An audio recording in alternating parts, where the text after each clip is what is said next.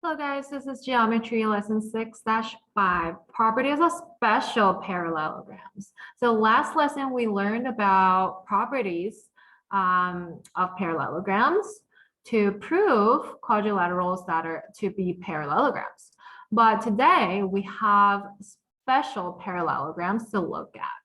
Okay, so in this lesson, we'll use the properties of rhombuses, rectangles, and squares to solve problems. They're the special parallelograms. They have special properties. So let's explore and reason. Look at these three figures. You can already guess which one is a rectangle, which one is a square, which one is a rhombus, right? Figure 1 looks like a rectangle. Figure 2 looks like a square. Figure 3 looks like a rhombus. But how do you know? What are you looking for in order to identify them? You might already know the properties, but what are you identifying them from? What are the characteristics of them? Okay, so what are some questions that you would ask to determine whether its figure is a parallelogram? Okay. So you can ask yourself if they have the same opposite angles or if the diagonals bisect each other, you know, all the properties that we learned last lesson. If the opposite sides are congruent and parallel.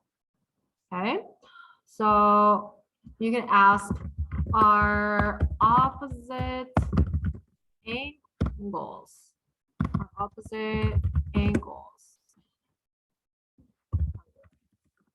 or are opposite sides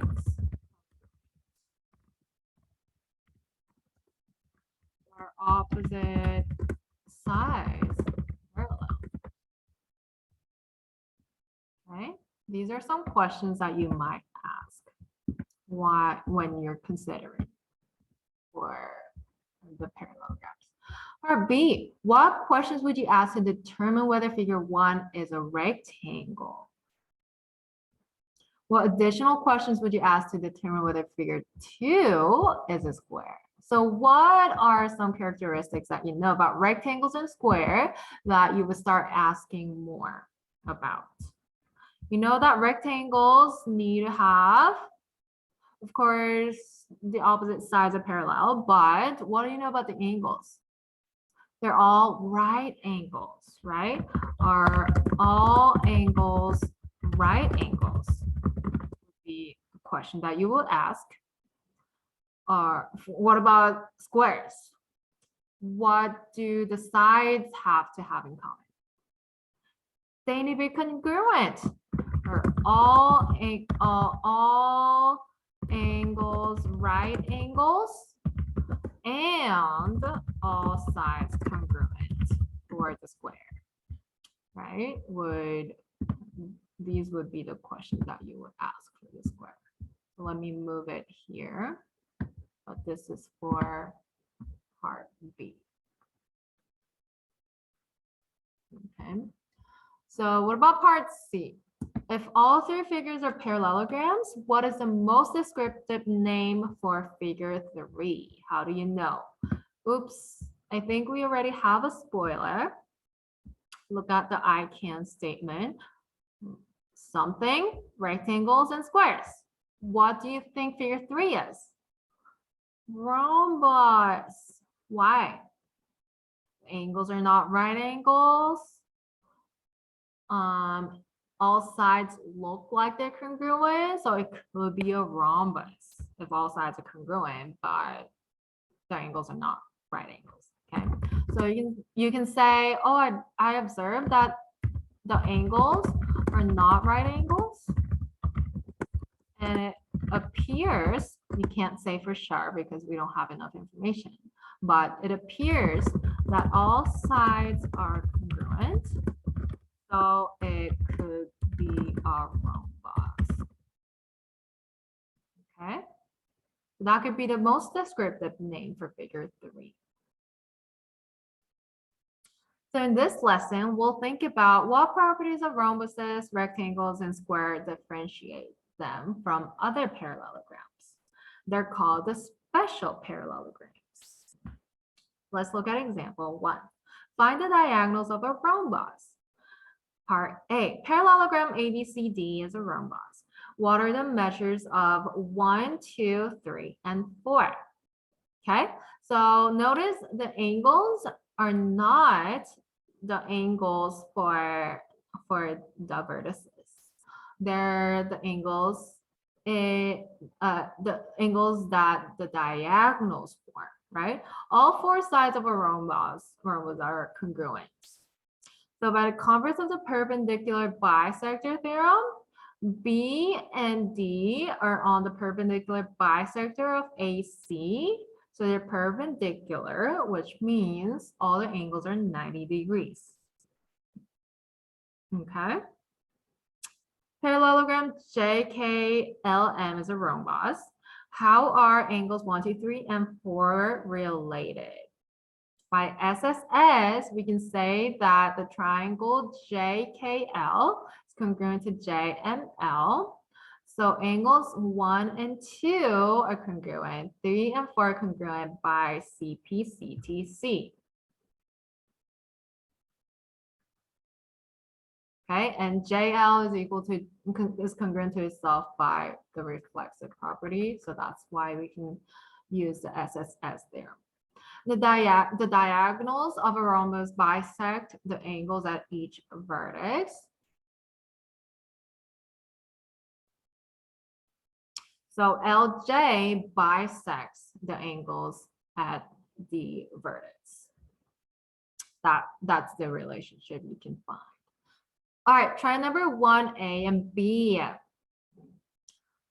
Using the properties of rhombus, what can you say? What is the measure of WY? If the given information says all sides are congruent, so it's a rhombus, WX is 5, and Z midpoint here, M is ZM is 3. Okay, part B, all sides are equal, so it's a rhombus, but angle Q is 70 degrees. How can you figure out angle RPS?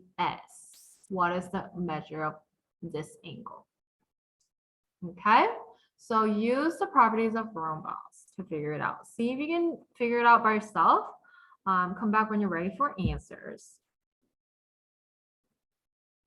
Okay, so what do you know about part A? Okay, so all these sides have a measure of 5. That means, just look at this triangle. This is going to be a right triangle. So what do you know about a right triangle? You have a hypotenuse, which is 5 here, right? And you have a leg that is 3.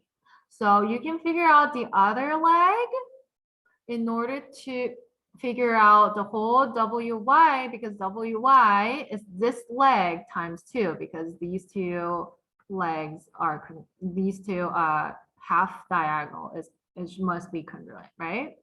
So use the Pythagorean theorem to figure out this side. Let's say MY is gonna be what we're trying to figure out, but 3 squared plus my squared must be 5 squared using the Pythagorean theorem, right? So my squared is 5 squared minus 3 squared, and my is square root of 5 squared minus 3 squared, which is square root of 25 minus 9, which is square root of 16, which is 4. So that's 4. Which means WM is also 4. So what's WY?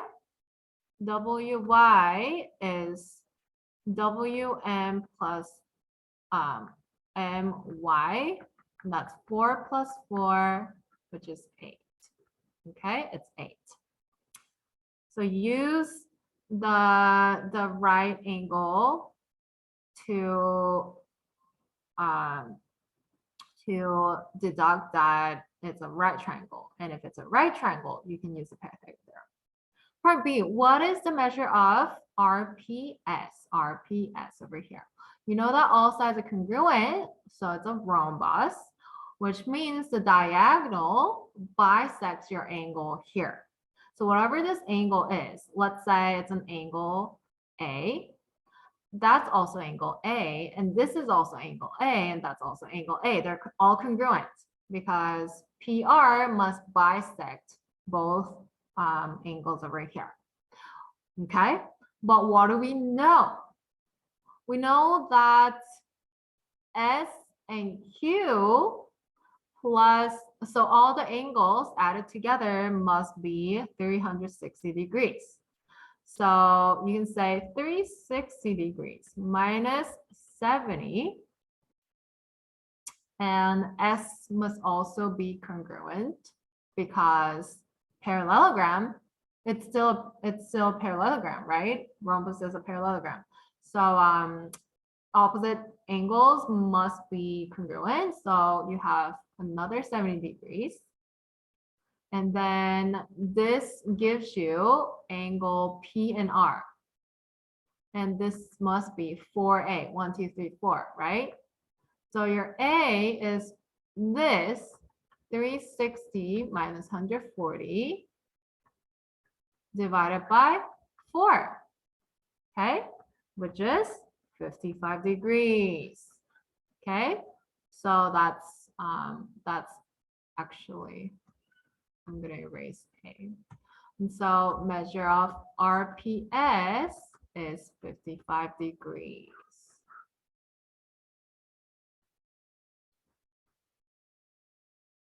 There you go. So there's a theorem. 6-16 says if parallelogram is a rhombus, then the diagonals are perpendicular and bisectors of each other. They're perpendicular bisectors. Okay, these are perpendicular angles and they bisect each other. Theorem 6-17 says if it's a rhombus, then each diagonal bisects a pair of opposite angles. So 7, 8, 5, 6 are all the same. 1, 2, 3, 4 must be all the same.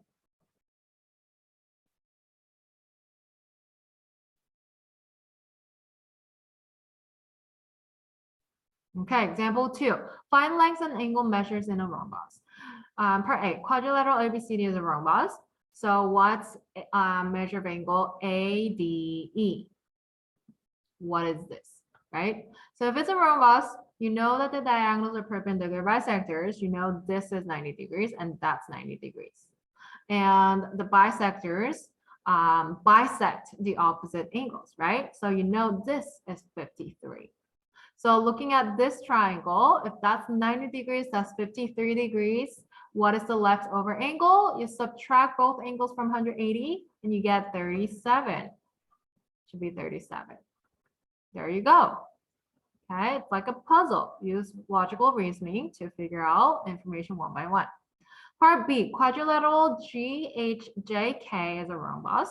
What is GH? What is this? Okay.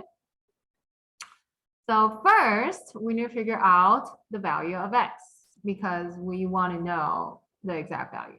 We know that the diagonals bisect each other, so HK is going to bisect GJ. So 2x plus 3 is going to be equal to 4x minus 7. Okay, so set up that equation and solve for x. X is 5. Okay, and then you use the value to figure out HJ, and whatever HJ is, that's also going to be GH, right? Because all sides are congruent if it's a rhombus. So 3x plus 1, substitute 5 for x. So 3 times 5 plus 1 is going to be 16, and that is 16. Okay. All right, good. So let's try number 2, A and B. What is the measure of angle M and O here? And what is QT? What is the length of QT over here? See if you can figure it by yourself. Come back when you're ready.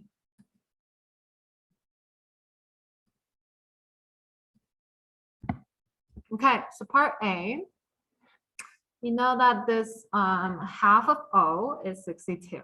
That's also 62. Okay, M and O is this whole thing, right? So the whole thing is gonna be measure of angle O is 62 plus 62, 124, which is also the same as measure of angle M.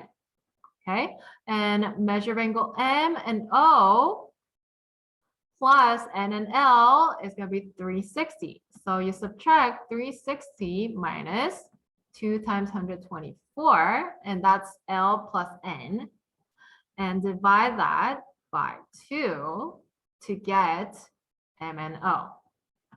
Okay, so 360 minus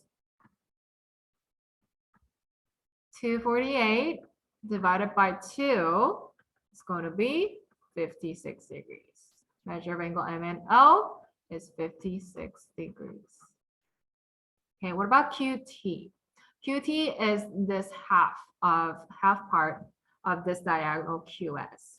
Okay, this whole thing, QS, is 5y minus 4. QT is 5y minus 4 divided by 2. But what's y? You need to figure out y. How do you know? Well, you have another information that PS is 3y minus 1 and RS is 2y plus 3. So you know it's a rhombus. They need to be, all sides are equal. So set up an equation, 3y minus 1 is equal to 2y plus 3. And solve for y in order to know what y is. 3y minus 2y, so subtract 2y on both sides and add 1 on both sides, y is 4. Substitute that into your QS, diagonal QS, and QS is 5y minus 4. So substitute y as a 4. 5 times 4 is 20 minus 4 is 16. So QS is 16. QT is half of that because QT is equal to ST, right? So QT is 16 divided by 2, which is 8. Okay, so you can use properties of rhombus to figure out the missing information like this. Let's look at the next page. Theorem 6-18 says that if a parallelogram is a rectangle, then its diagonals are congruent. Okay, so now we're looking at rectangles instead of rhombuses. The diagonals of rectangle is congruent. Okay, but they don't have to be perpendicular bisectors. Does that make sense? The diagonals don't have to bisect each other. They don't have to be perpendicular, but what are they? They're congruent. They just need to be congruent. So if the diagonals are congruent, it's a rectangle. If the diagonals are perpendicular bisectors, it's a rhombus. Okay, so that's the difference between a rhombus and the rectangles diagonals. So example 3, prove diagonals of a rectangle are congruent. Given it's a rectangle, can we prove the diagonals are congruent? Okay, so our plan is to find a pair of congruent triangles that the diagonal is a part of so that we can use the BCDC to prove the hypotenuses are congruent. Okay, so we're going to pick triangles PSR and QRS and prove they're congruent so that PR and QS, they're the corresponding sides, they're the hypotenuse of the two right triangles. By CBCDC, when they're congruent, they could be congruent. The parts could be congruent. So proof, given it's a rectangle and is a we know it's a parallelogram by definition. All rectangles are parallelogram. And PS is congruent to QR because opposite sides of parallelogram are congruent. And PSR and QRS are right angles by definition of rectangles. Right? So PSR is congruent to QRS because they're right angles. All right angles are congruent. And SR is congruent to RS by reflexive property because it's basically the same line. And so we can now prove that PSR and QRS are congruent by SAS theorem, SAS theorem. And now using CPCTC, we can prove that the two diagonals are congruent. There you go. So try number 3, a carpenter needs to check the gate his apprentice built to be sure it is a rectangular. The diagonals measures 52 inches and 53 inches. Is the gate rectangular? We just looked at the diagonals of the rectangle. What do they need to be? They need to be congruent. Is 52 inches and 53 inches congruent? 52 is not equal to 53. They are not congruent. They need to be exact same measure to be congruent. They're pretty close. It doesn't mean they're congruent. Okay, so is this a rectangle? No, it's not. It may look like it's a rectangle, kind of, but if you measure it, it's not going to be exactly right angles. It's not going to be exactly rectangle.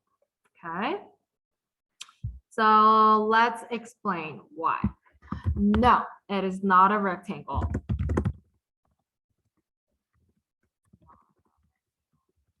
Because why? Theorem 6-18 says that if a parallelogram is a rectangle, the diagonals are congruent. And this is the same as saying that if the diagonals are not congruent, then it is not a rectangle. 52 inches is not congruent to 53 inches. So it is not a rectangle. Okay?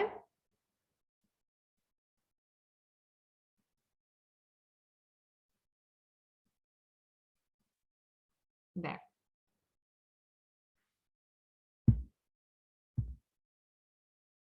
Next page, example 4. Find diagonal lengths of a rectangle. Paul is training his horse to run this course at a pace of 4 meters per second or faster. That's a speed, meters per second, right? Paul rides his horse from D to C to E in 1 minute 30 seconds.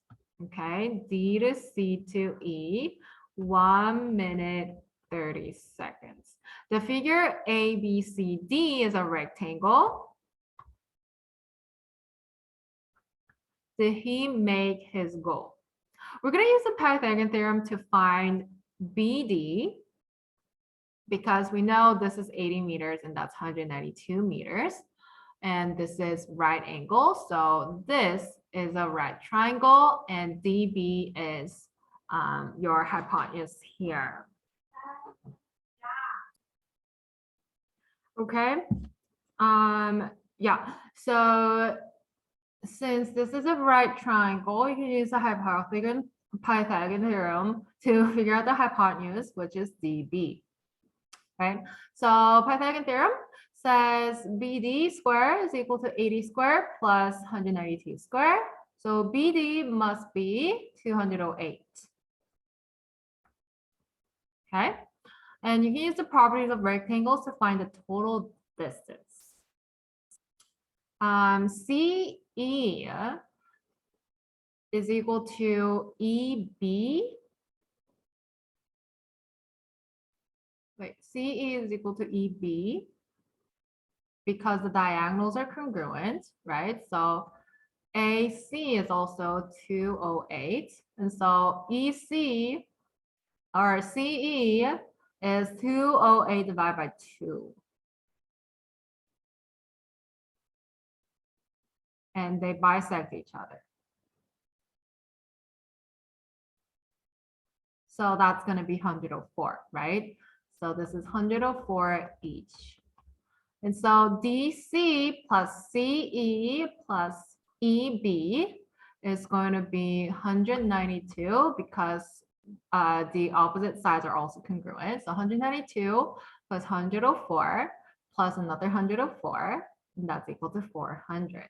And that's the total distance. And the pace is gonna be the total distance divided by the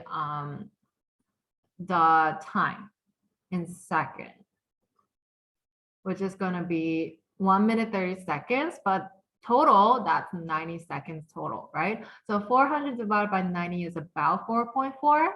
So that's gonna be about 4.4 miles per second. Oh wait, meters per second, sorry. So 4.4 meters per second. So did he make his goal? What was his goal in the first place? 1 minute, 4 meters per second or faster.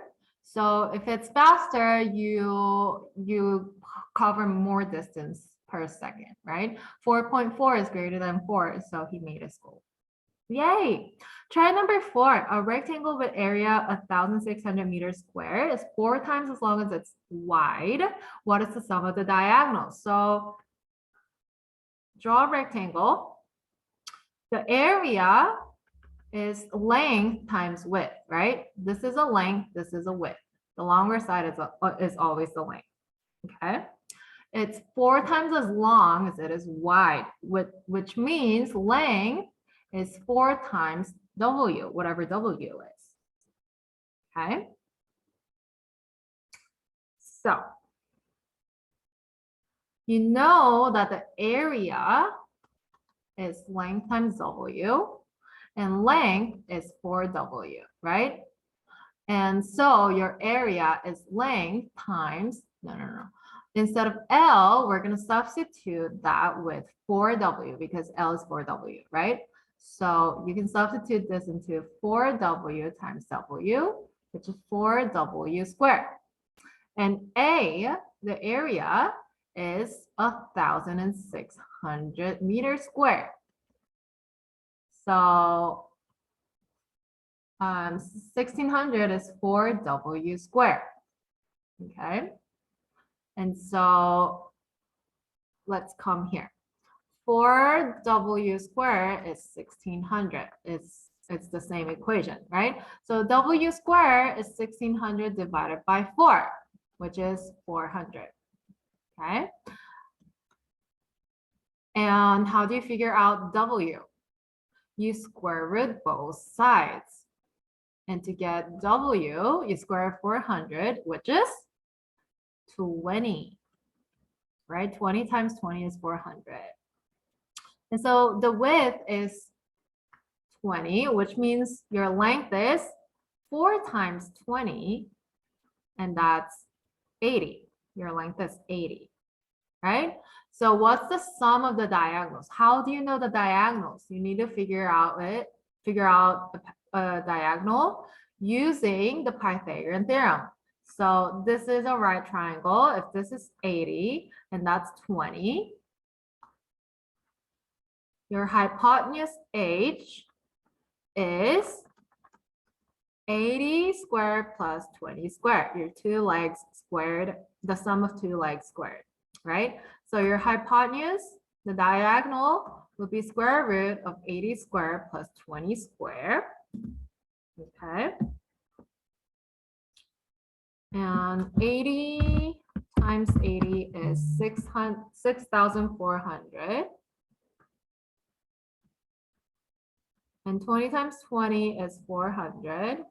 And so if you square root 6,800,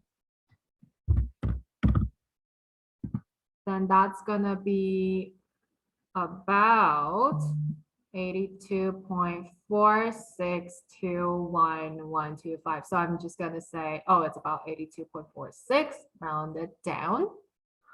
And then you can say that the sum would be the two diagonals, right? So this times 2. So sum would be 82.46 plus 82.46. So 2 times 82.46. That's going to be about 165 meters if you round it to the nearest whole number. Okay, so that's try number 4. Example 5. Diagonals and angle measures of a square. Now we got another special parallelogram. This is the last type of special parallelogram. Diagonals and angle measures of a square. Figure WXYZ is a square. If WY plus XZ is 92, what is the area of triangle WPZ? Okay, what do you know about the square? Square is rectangle plus rhombus, right? Because square needs to have all congruent sides, and it also needs to have all right angles. So it's both rectangle and rhombus. So all the properties that go to rectangle and rhombus, they apply to squares as well, but it needs to be together. Okay. So since the figure is also a rhombus, you know that the diagonals will be perpendicular bisectors, and so WP and ZP are gonna be, they could be the base and height of the triangle WPZ. Okay, and then you can find the lengths of the diagonals. Because WY plus XZ is 92. If you divide it in half, that's just length of one diagonal, right? So 92 divided by half is 46, and that's WY and XZ. Okay, so it is a rectangle. So WY must be congruent to XZ, and that's how we can figure out this is 46. Okay, and then you're going to find WP and ZP by dividing 46 by 2 again, and that's 23 because they bisect each other. And then how do you find the area of WPZ? You need to find the height here, which is halfway of this side, right? And this side is going to be your hypotenuse of this right triangle. Okay, so use the pi. Wait. That's 46, and this is 23. That's also 23, right?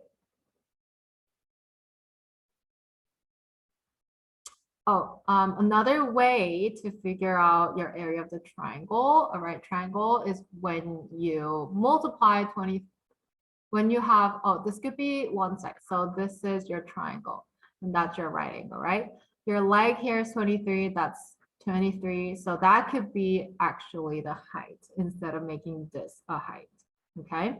So 23 times 23 divided by 2 would be your area of the equilateral, what is it? Isosceles triangle. Okay, so 23 times 23 divided by 2 is 264.5, and that is your answer. Okay, so see what you know about the properties of rhombus and rectangle, and apply that for the square as well. Try number 5. Square ABCD has diagonals AC and BD. Okay. ABCD has diagonals AC and BD. What is measure of angle ABD? Okay. Your square has what? Angles of right triangles, because it's a rectangle. It's also a type of rectangle, right? So B is a right triangle. But what do you know about the properties of diagonals of rhombuses? Because it's also a rhombus, the diagonals bisect all the opposite angles. So your ABD, if AC and BD are diagonals for the square, you know that ABD is just half of angle ABC, right? So 90 degrees divided by half is 45 degrees. Divided by 2 is 45 degrees. Right? And how can you explain that? You can say it's 45 degrees because a square has 4 right angles. It is also a rhombus. So the diagonals bisect the angles. So 90 divided by 2 is 45. There you go. So square, there's not anything else that's special. It's just the special properties of rectangles and rhombuses combined. Okay. So that was it. Let's summarize our lesson. Concept summary. Properties of special parallelograms. We learned about the special parallelograms. You basically need to know what the special properties there are for rectangle and rhombus, and square is basically all of them together. So if a parallelogram is a rectangle, you can say the diagonals are congruent. And if the diagonals are congruent, then you can say it's a rectangle. Okay, it goes either way. If parallelogram is rhombus, then diagonals are perpendicular bisector. Okay, so if you know diagonals are congruent, then you need to know it's a rectangle. The diagonals are perpendicular bisector, you need to know it's rhombus. Okay, it's not either way. If it's congruent, it's rectangle. If all sides are congruent, that's rhombus. But if the diagonals are congruent, then it's a rectangle. Okay, and square is just all at the same time. All right, so that was lesson 6-5, properties of special parallelograms. We just have one more lesson after this in this topic, and that's going to be conditions of special parallelograms. We're going to start figuring out what are the conditions that we need for the special parallelograms. And that's going to be our last lesson. And I'll see you in the next video. Bye.